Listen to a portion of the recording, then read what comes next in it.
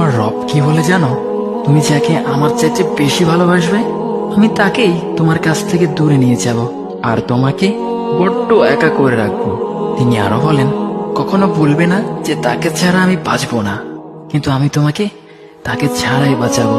পিছনে সব আবেগ কেড়ে নিয়ে তোমাকে দিব্যির সামনে এগিয়ে নিয়ে যাব। তুমি কি দেখো নি, ঋতুরাও যে 2 মাস পর পর বদলাতে থাকে, ছায়া দেয়া গাছের পাতাও তো শুকিয়ে যায়, আর যখন সবর হারিয়ে ফেলে তখন ঝরে পড়ে। কিন্তু তোমার রব তো ধৈর্যশীল ও পরম দয়ালু। তিনি তো সেই ঝরে যাওয়া পাতার ঢাল থেকেও সবুজ পাতা গজান।